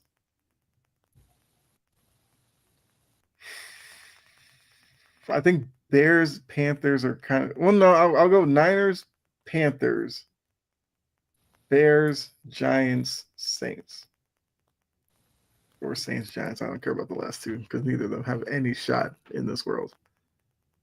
Herm, Uh, the so Bengals have given Kern you says he no doesn't reason believe to in the believe in them. Bengals. Good luck predicting that Bengals defense. They may be worse this year than last year. They're going to be worse this year than last year. And Why last are year we was doing a this? rough watch. We're getting ready to start training camp in a couple of weeks, in like a week and a half, and you Mm-hmm. still haven't signed your goddamn first round draft pick over some contract language. And Hendrickson is holding out. Yes. Yeah. So Joe Burrow better be ready to throw like 5, 6 touchdown passes a game. Hate the Niners, by the way. Well, you're a Cowboys fan. I assumed you hated the I Niners. understand that. Yeah. Okay. He's a realistic Cowboys fan. He's not delusional. You're one of a kind. You're a Yes. real gem. Kerm, you're always welcome in the comments with that. I just Anytime don't. we find realistic Cowboys fans, they're few and far between. You know what's Okay. even rarer? No. What is? A realistic Ravens fan. Oh yeah, yeah. I could have guessed that. Those are I like honestly, trying to I, find a I honestly, leprechaun. I honestly don't even know one. Niners could be in the playoffs again. A Cowboys fan that gives the Niners some love. I And what is respect with it, Jerry Kerm. Jones and lineman named Tyler? They got three. Free what Joneses? Offensive lineman named Tyler. They have three. Oh, what Tyler be however you pronounce his name. Be Dottish or however it goes. I think he's in Washington now. Oh, that's right. He did move on. Yeah, yeah, yeah. That's right because they drafted a Tyler. They drafted Tyler Booker. They got Mm-hmm. Tyler Guyton and Mm-hmm. Tyler Smith. Something, whatever. Hold on, I was about to look They got three. it up. Yeah. Jordan is also the same person that says, "Oh, fire Tibbs, hire Mike Malone. He'll turn Cat into an elite defender. Resign Mm-hmm. Precious Achua. Turn Donovan Mitchell into Jaren Jackson Jr." Mm-hmm. That's the same person that all of that came from. Okay, so Damien, are these your division winner picks now? Because it's not 4 wild cards. Seahawks, Bears, Washington, Panthers. What's the That can't plot? that can't be division winners. That'd be wild that those are the division winners. Titans, Jets, Bengals, Chargers. Yeah. Well, I said two. Which yet a what? Division winners? Okay. Damien, if that's what you're thinking, run to Vegas, put money down on that. If that happens, you might be the richest man in the world. The Bengals could happen. It could. If The Zach Jets, Taylor figured out how to coach in the early season. yeah, Zach Taylor has to figure that out. Well, that's too many wildcard teams. There's only 3 of them.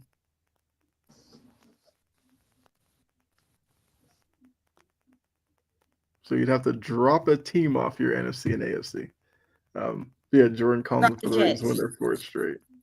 Okay, Tyler Booker, Tyler Smith. Thank you, Kerm. Yeah. Yeah, the Ravens. Ravens re-signed Rashad Bateman, but he doesn't have any wide receivers. They could have moved on from him, but they re-signed him. But they don't Let have me any tell you weapons. something. I don't, if it's one fan base that I don't Guidance. want to Okay. hear this phrase from, we need to build more talent around such and such. It's that one. Mm-hmm. I said, what the hell more else do you need? You have an offensive line. Yep. One of the biggest problems on defense, but y'all don't want to admit that yet. You have an Mm-hmm. offensive line. You have a linebacker that plays running back. Mm-hmm. Life, they fly. And if Rashad Bateman is who you think he is, which he's not because I've never seen it, is because you know why? He's like a special teamer at this point. Exactly. His skill Like, set don't match Lamar's. yes, that is very true. And if I any just saw some Ravens weird fan, if stuff. that's a truth bomb, let it be a nuclear one. Mm-hmm. His skill set does not match Lamar's, Yep. which is why He ranks so low when it comes to stats and whatnot because the offense isn't. Yeah. Hey, His career high, 46 catches. His rookie season at 46. Last year he had 45, so he's basically a 40 catch per year kind of guy. yep. And when did you draft him? Yeah, exactly. First rounder. Along with What Mark first round Andrews, receiver along you with know Zay is going to Flowers. Like, what receiver, first round receiver you know is going to only catch 40 catches a year? Tell me the one. yeah, I mean, look, if you point, obviously, if you point to one, I'd probably point to a quarterback that probably wasn't good enough. If for Lamar to be a two-time MVP, let's see. So Damien says he's going to drop the Bengals and the Seahawks. Okay. Kurum did say yes. Tyler Booker, Tyler Smith, Tyler Guyton, 3 offensive linemen. I mean, why stop there, Jared? Get the other two and get a whole starting offensive line. Lucky to be a Thunder fan. You absolutely are, Kurum. All right, look, we might as well get into the final burn. Let's go ahead and put a bow on this episode. Is this the Ravens? Kurum, you watch enough, you'll come to realize we love to hate on the Ravens. So especially during the NFL season, that's when you'll really see it come through. Watch when they lose. Watch. Just Yeah. watch. I have a special pair of sunglasses. Mm-hmm. Final burn time. So if you're new to the show, final burn, we like to look back on the week that was for players, teams, whatever that kind of get on our nerves. We come on here at the end of the show and then just let them have it. And as always, we start with Jory. So Jory, who's your final burn? You know where I'm going with this. I might have a good idea. Gilbert Old Gilly. Arenas. Yeah.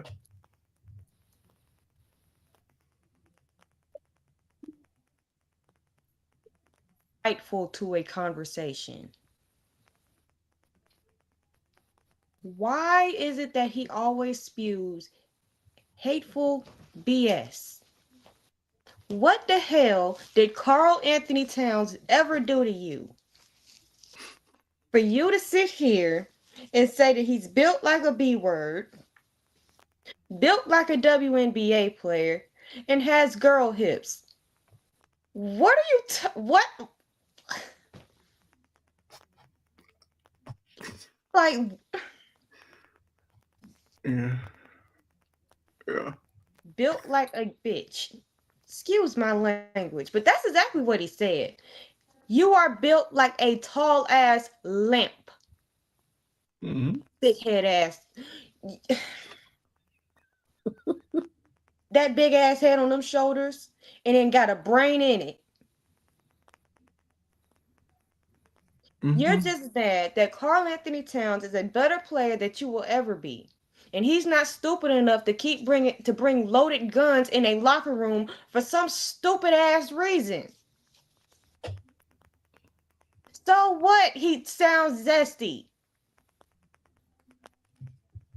And so what? He do his chest passes with a little flair. Good Who word. cares? Got a little flair to his game. That's all it is. Who cares? Mm-hmm. Like we all call Carl Anthony Towns zesty as a joke because his voice and some of his mannerisms. And he's soft. But to sit I just hate here seeing him and run. unprovoked. That's the Thank you, Kurum. This is the same Gilbert Arena that said that. Zero chance.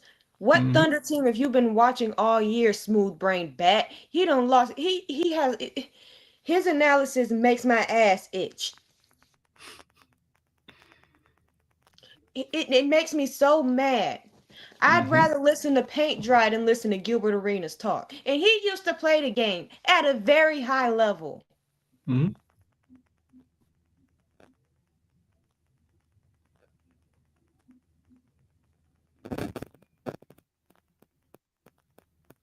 Every There's so much part of that I could just dissect. It's okay to not like him, but unless Carl Anthony Towns did something to you, your mama, or your sister, or something like that, there was no reason to do all of that. Absolutely no reason. Unprovoked. Mm-hmm. He is unhinged.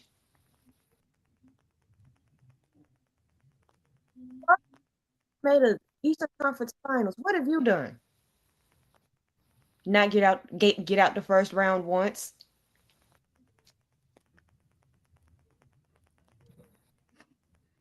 And get That is out unfortunately true. with the damn Wizards. It was with the it was with Washington. That's exactly what I was talking about. Gilbert Arenas was on that Washington team, I believe. Yeah. I want to say they lost that second round series to the They did. Celtics. They did. Yeah. But all you want to do is sit around and hate and just spew crap.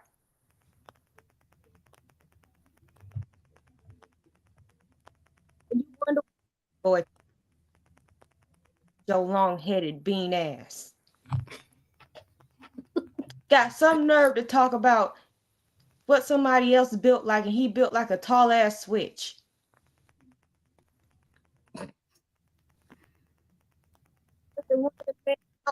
One of the big light night light thingies that you got in your neighborhood. Y'all know what I'm talking about. I got Mm-hmm. one outside my window. That's how I know he looked like him. He always giving his dumb ass look like the lights are home and ain't like the lights are on and ain't nobody home.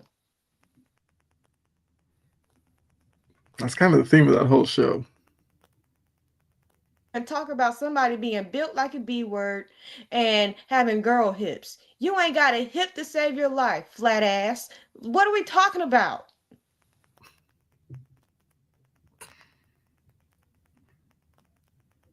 First, I like a little bit of thighs and some hippage. Just a little, not a lot. So Mm-hmm. what are you saying with girl hips?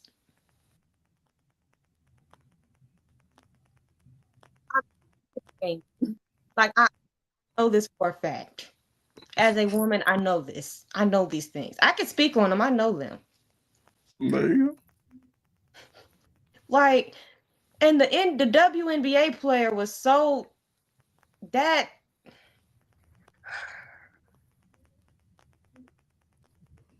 go. Yeah. I mean, I'm telling you, some of these women done had babies, and you over here saying Carl Anthony Towns looked like a WNBA player. You done lost your goddamn mind, and it's impossible for you to find it. Common sense done departed you a long time ago. A long time ago.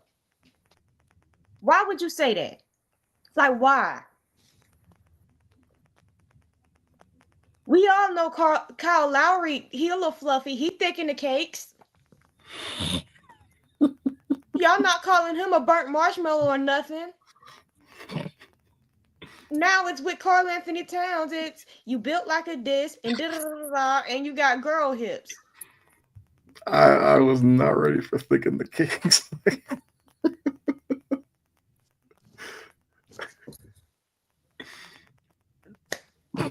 What's wrong with it? There is nothing wrong with it. He just don't play well on defense. Mm-hmm. There is nothing wrong with Carl Anthony Towns. Gilbert is just insecure, and he's always doing stuff like this. And yeah, thank you. Yeah. I told you he does things that makes me think that his brain has less ripples than normal. I mean, look, Arenas was a Arenas was a gifted scorer. Yeah, he wasn't. Basketball IQ. Mm. No, he was a gifted scorer, but he wasn't a gifted thinker. It's okay to say that. Mhm. He has his basketball IQ still is and was at a -0. He has a smooth brain. Mhm. It is okay. Yeah. But don't sit here and talk about somebody and insult somebody that you know is just better than you with your salty ass.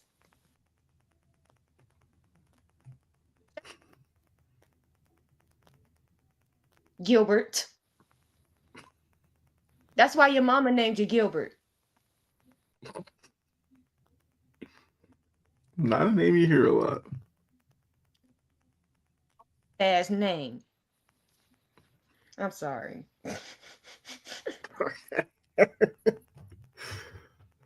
He got me going because I'm like, Carl didn't do nothing. It was unprovoked. Mm-hmm. What's I going don't like on, that Ghost? unprovoked stuff.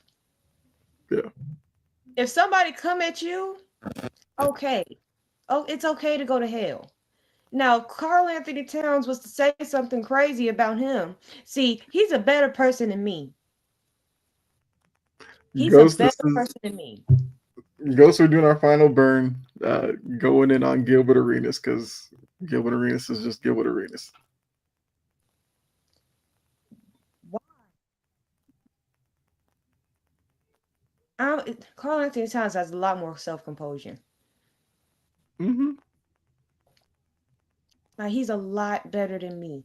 Me, if I'm Carl Anthony Towns and I see Gilbert on the street, I'm dog walking him. Yes, age is 0. Mm-hmm. Dog walking him. Yeah. You not You finna gotta sit make here it and happen though. All huh? Star Weekend. Gilbert Arenas, Carl Anthony Towns have to be in the same building somehow. Cause you're not finna sit here and get Kiki Keys telling me I'm built like a B word and like a WNBA player and I got girl hips. And you over Mm-hmm. here built like a damn meep. Jason McIntyre. Yes. He's been filling in for Colin Cowherd. I've heard enough of him this week. Yeah. Yeah. Like he's the Knicks fan who thought the Knicks were gonna destroy the Pacers and now it's like, oh, we're still good. Just keep the team as is. Like, yeah. McIntyre went full like Homer mode talking Knicks this week. Yeah, girl hips. And meanwhile, he built like a damn stick. What? With big ass clown feet.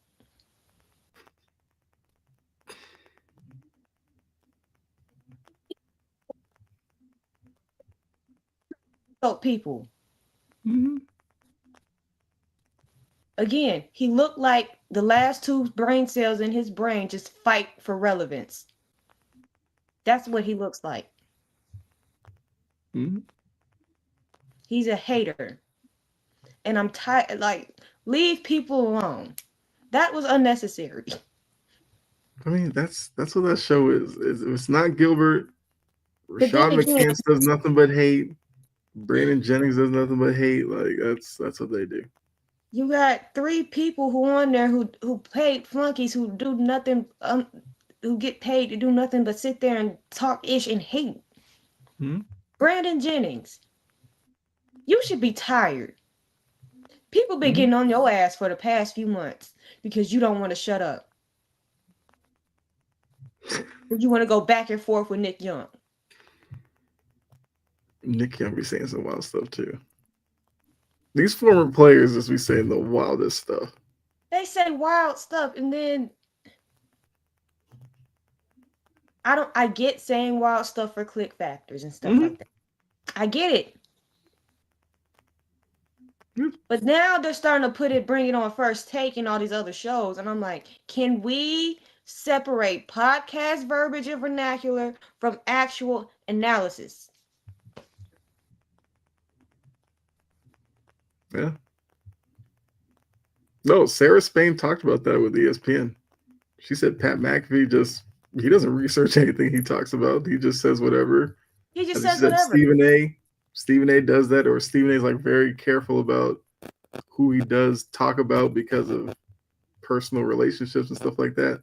Mm-hmm. So yeah, I think that's becoming more and more of a talking point with sports media. And I'm like, I'm tired of it.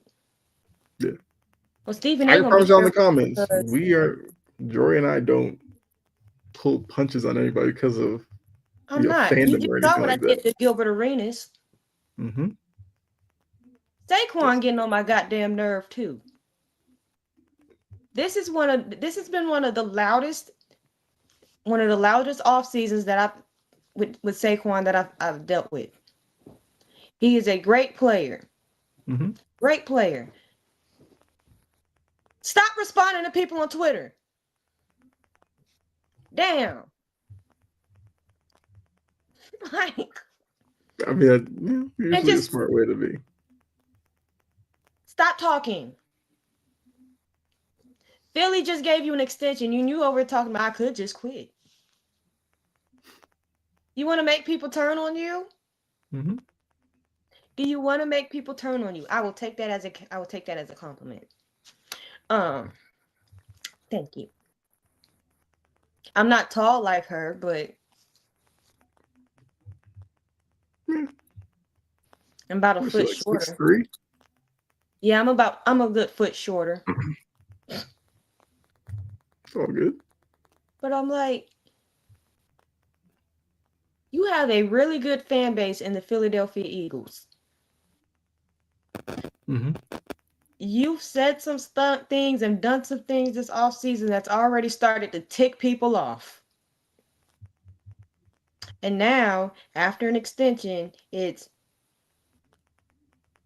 oh, I just want to quit whenever I want to. You and you better not drop another pass like you did last year. Mm-hmm. There are certain fan bases, they're not, but don't piss them off. I love Eagles fans. They're very passionate. Don't piss them off. Mm-hmm. That's my co-host. My other co-host. Yeah. Just don't piss them off.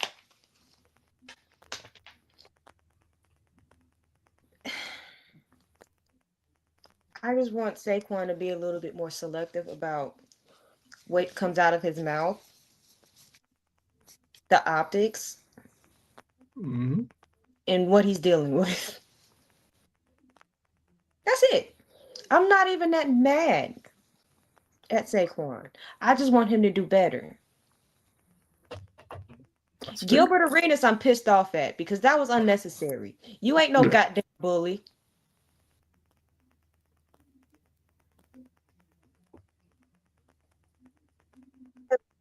Long ass, take the roll because I'm finna get started. Right. Um, I guess for me, mine, I'm gonna go at Adam Silver in the NBA because unfortunately, I think for Adam Silver, he's the only one who really cares about the All Star game. And now we've gotten to the point where he's announced they're gonna do USA versus the world, which all well and good. Everybody's gonna be excited for it. The players need to get behind it. And I will say this: I don't worry about the world players. I think the world players will be fine with this. This is probably what they've wanted. The USA players, though, y'all need to lock in because this is the last format you can try. Because I don't want to hear they're gonna try. They're gonna do USA versus the world. I don't want like Katie to come and be like, "Oh, why don't we just go back to East versus West?" Y'all killed that one. We're not going back to that. Y'all allowed 200 and something goddamn points in that. Yeah, No, so that's out of the window. Because if we go back to that, y'all will just do the same thing and not care. and y'all didn't even give the tournament thing a damn chance. Right. And the tournament thing, if you wanted to have issues with it, the timing, yes. Because TNT had way too much going on around the tournament. But that was something that could have worked. And Kurum, I agree with you. It's an international league. I think that's why Silver and the NBA are going to lean into USA versus the world. We just saw the NHL do Nations League and how popular that was. You know, you got a World Cup year coming up where it's, you know, international play on a big stage that everybody tunes in for. The NBA is going to do this. This is their last stand. If this does not work out, Adam Silver should come out and be like, we're not even having a game anymore, which NBA players will start getting butthurt about, like, oh, you can't kill tradition. Y'all players killed tradition when y'all stopped caring.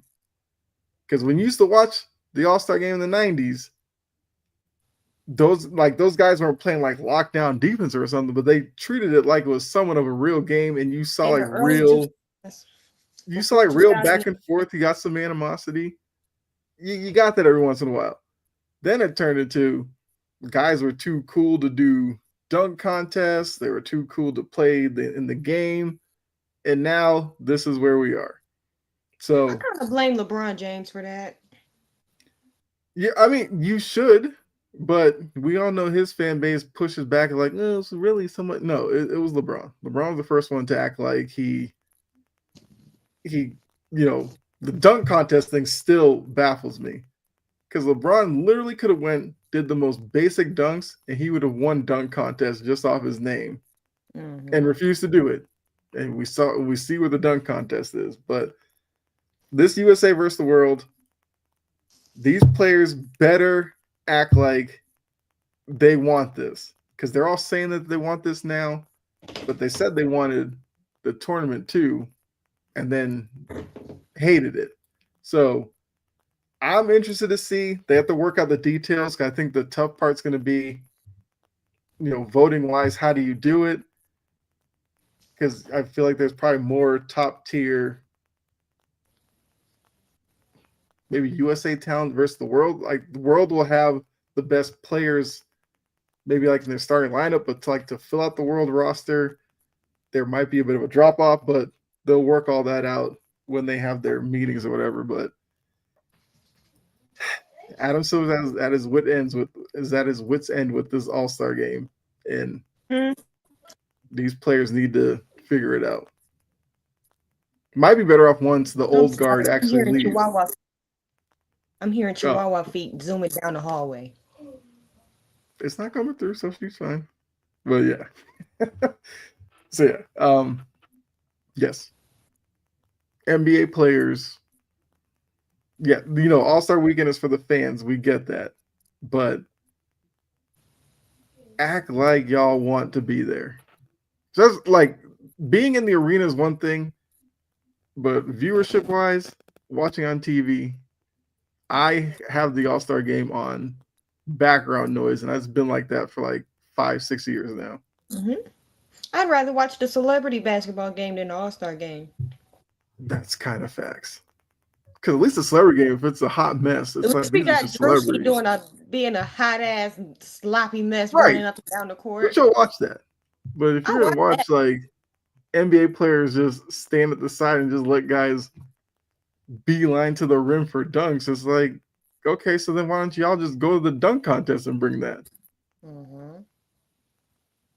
So At least act I like you just care. wanted to do a quick burn there. One analyst from ESPN I like is Tim Legler. Tim Legler's not bad. You know who Yeah, I gets on like my Tim Legler. nerves?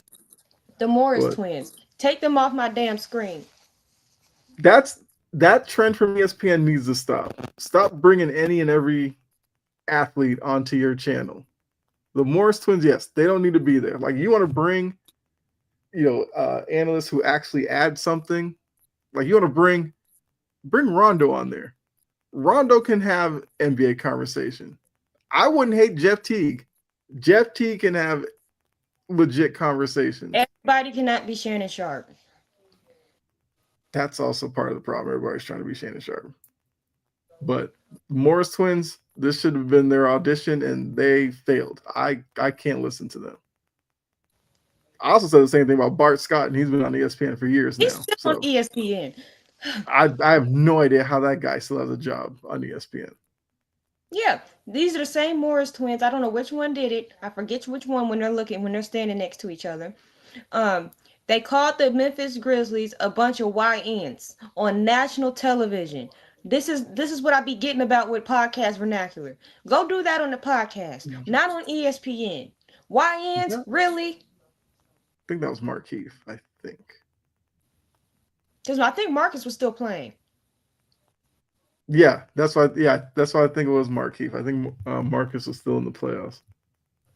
Because it's weird. Like, Then he get eliminated and start talking crap. And then you got Stephen A. Smith talking about I'm going to defer to you about the All-Star experience. For what? Have they made one? I know Markeith has it, and I could guarantee that. If Marcus did, it must have been a down year. So I'm gonna say he didn't either. Even though Marcus was the better twin, but yeah, neither of them were all-star level, as far as I remember. Get them off my screen Yeah, that experiment needs to stop. and stop pulling random players. Everybody can't be Shannon Sharp. Everybody can't be versatile and know what they're talking about in multiple Mm-hmm. sports. I agree with you, Kerm. Perk will have a Don't get me weaker, started on that but man. Perk will give you a good week where you're kind of shocked by the stuff he says, And then the and then next the week is following week nothing he'll but just turn into the most outrageous guy on there. he'll have one good week and then another Mm-hmm. week of I'm trying to figure out if he took a perk before getting on damn ESPN. Yeah, like I'm here for his little odd like Southern sayings because some of them be like, yeah, that you could tell it came from the South. Him and Shannon with that crap. Mm-hmm. Even with me. Killer ant with a sledgehammer. Who else comes up with crap like that? People south of I, Kentucky. I mean, look, I born and People raised in south of Boston, Kentucky. moved to the South. I learned quickly sayings down here. There's a lot of them. People south of Kentucky only come up with crap like that. Mm-hmm. Have you ever heard about Nick Saban's infamous rant about the X laxative and the crap through a tin horn? What? No, I never heard that one. Look that up. I will have to. I that okay. I'm already Nick intrigued. Saban has a whole bunch of rants that you just have to watch. That is my I coach. could see that. I've heard Nick talk a lot, and I'm like, yeah, Nick definitely has that side to him. Mhm. Yeah. It takes one reporter to get him when he's already ripe, Mm-hmm. and boom. Yeah. He even Yeah. accidentally went off on Maria Taylor once.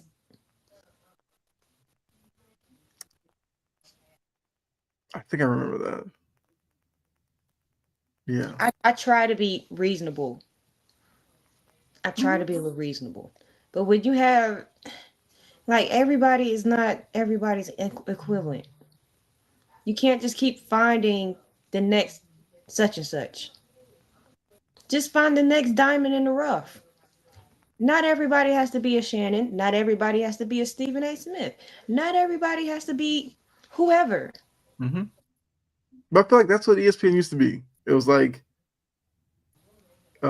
you'd have like Stuart Scott, which Rest RIP in to peace. him. Like Stuart Scott was good at his thing with the sayings and all that stuff. But then you'd have like a Kenny Mayne, you'd have um, Chris Berman and all these guys who were all a little different. Dan Patrick, and then yes, as Stephen A. became more popular, everybody wanted to be the loud, obnoxious guy on camera, and it's like that only works in certain settings. But yeah, that's why look, Mad Dog can be a little loud, but Mad Dog has a little balance to Stephen A. Mm-hmm. And I kind Stephen of A. get on doubted my that move nerve. when I put him on there, but he's Mad Dog is entertaining. I give him that. Like why? Stephen A continues to get paid. Mhm. That man has his hand in so much right now. He got all this goddamn money, but he can't fix his goddamn hairline. Damn. He rocks it with confidence. I give him that. Because that man be walking into arenas and you would swear he was Denzel Washington. He dressed like a dwarf. Well, you know. What is what? He, Confidence is like 75% of the game. He's got all that. You got him, Richard Jefferson with the unbuttoned shirts. Like they got too much going on. too much. All right, look, coming on 2 hours. I feel like we had a lot of fun. Definitely appreciate all you that were in the chat. Make sure you guys do come back next week. We will have obviously more to talk about on the finals. We will be on as Game 4 is going on. So we'll see who has the lead in the series and who has the edge in Game 4. We'll do some more NFL preview. Not sure what we'll do next week. Maybe we'll do position rankings or something. I don't know. We'll figure that out. At the top of the chat, I did put a link to our Discord for the channel, for the show, and our blog. Go check those out. See what we got going on with the blogs. Some of our articles are up there. Check them out. Leave a comment. Let us know what else you might want us to write about. And Discord, if you want more interaction with us when we're not live on the show, feel free to join in and talk to us there. So, Jory, I guess anything you want to add before we get out of here? Let them know what you got working on. What you're working on, not got working on. It'll push me to actually put something out. There we go. So yeah, check out Jory Sports Stories. Check out our blog. Please do so.